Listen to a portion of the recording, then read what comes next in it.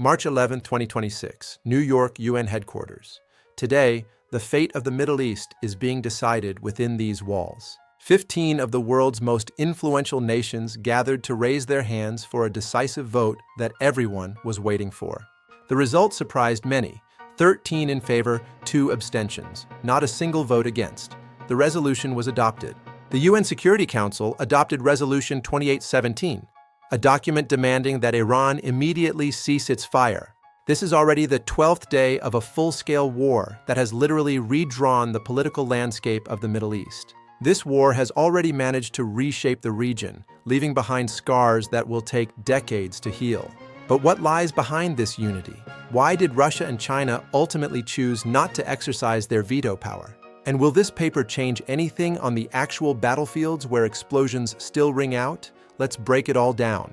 It all began on February 28th, when the US and Israel launched Operation Epic Fury. Thunder struck instantly. The United States and Israel initiated a massive military operation. Iran's response was immediate and fierce. Iran responded with massive strikes of missiles and drones, and the target was not just Israel, but the entire surrounding region. 7 states came under fire at once. This became the largest escalation in the region in recent decades. In the Omani port of Salalah, fuel reservoirs burned for several days, the result of a direct hit from above. In Bahrain, critical oil facilities in the Muharraq province were attacked. The region's economy began to bleed. Iranian drones fell dangerously close to Dubai International Airport. 4 people were injured and panic began to spread. The world shuddered when news broke. An Iranian projectile had hit the Burj Khalifa, the symbol of the region's success. Iranian President Pezeshkian issued an apology, citing chaos following the death of Ayatollah Khamenei. But the IRGC stated the opposite. Attacks on U.S. bases will continue. The civilian government has lost control over the military. How was this resolution prepared under such a deep crisis? Diplomacy was working at its very limit. The resolution was introduced by Bahrain on behalf of all 6 Gulf Cooperation Council states and Jordan. They were joined by 135 other states, a record number of co-sponsors in the history of the Security Council. The Bahraini ambassador stated clearly, "This region is the lifeblood of the global economy, and its protection is a collective global responsibility." In parallel, Russia introduced its own draft. Moscow called for immediate negotiations without naming any specific perpetrators. However, the American side blocked the Russian text. A battle of drafts and wording began in the United Nations. Russia's draft did not condemn the strikes on Arab nations. For this reason, some council members deemed it insufficient. Let's turn to the vote itself and the positions of the parties. This was a moment of truth for global diplomacy. The text of 2817 is tough. It demands an end to attacks, condemns strikes on civilians, and confirms the right to defense. U.S. Ambassador Mike Waltz was blunt. Iran's strategy to sow chaos and hold its neighbors hostage has clearly backfired. London called the resolution's adoption a clear signal. Britain reaffirmed its full support for the sovereignty of the Arab nations. Vasily Nebenzia explained why Russia abstained. The document is one-sided and fails to mention the strikes on Iran itself. China also abstained. Beijing stated that the conflict has no legal basis, but chose not to block the document.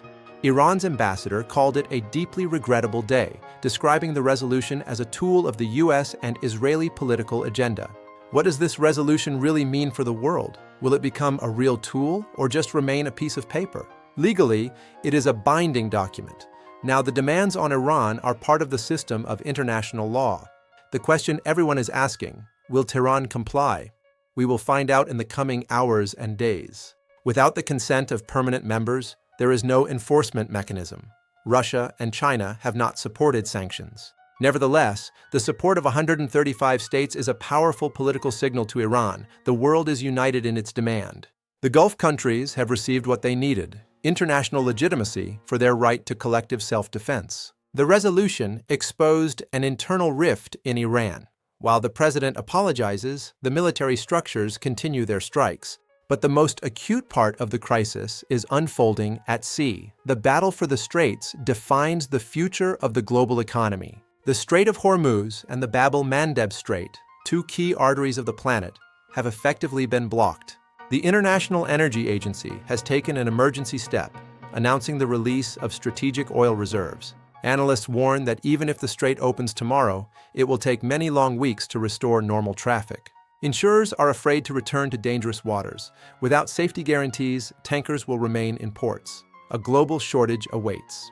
Let's summarize. Resolution 28117 is an undeniable diplomatic victory for the Gulf countries and their Western allies. Iran has found itself in deep isolation. Even Russia and China chose not to protect Tehran this time, a major shift. But papers cannot extinguish real fires. In the ports of Salalah and Dubai, the smell of burning still lingers in the air. The IRGC promises to continue the fight, and over the Strait of Hormuz, the terrifying threat of naval mines still hangs. The key question now, will global pressure force Tehran to the negotiating table, or will war continue against the whole world? We continue to monitor every step of this crisis. Subscribe to stay informed with the truth. See you in the next broadcast. Let's take a deeper look at Moscow's position. Russia's abstention is not just a refusal to veto, but a complex game. Russia could not ignore the interests of its Arab partners in the Gulf, who were directly affected by the attacks. At the same time, Moscow considers the document unfair as it ignores the strikes on Iran itself by the US and Israel. China is also trapped. On one hand, a partnership with Iran, on the other, a heavy dependence on oil supplies. For Beijing, blocking the straits is a strike to the very heart of its economy. 135 co-sponsors is an argument hard to ignore. Global markets are in turmoil.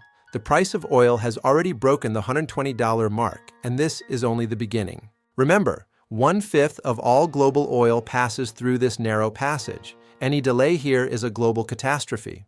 Bahrain and its neighbors are determined. They are no longer willing to tolerate their territory being used as a target zone. Experts identify 3 scenarios, from moving to tough negotiations to a full naval blockade and the start of a major war. Do not underestimate Iran. Tehran possesses one of the largest missile arsenals in the world and is ready to use it. The radical wing, represented by the IRGC, may deliberately sabotage any attempts by the civilian government to reach a deal. The future of the Middle East is being decided today not in UN halls, but in the shipping lanes and missile silos below.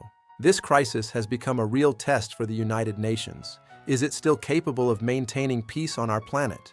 History is cyclical. We have seen such resolutions before, but never has the world been so close to a global collapse. Analysts from Energy Aspects warn the global oil market is not ready for a prolonged blockade of the strait. This is a shock. We will monitor how Iran responds to this ultimatum. Tomorrow, a completely different reality may emerge. What are your thoughts on this situation? We await your comments. Subscribe and hit the bell. Stay safe. See you soon.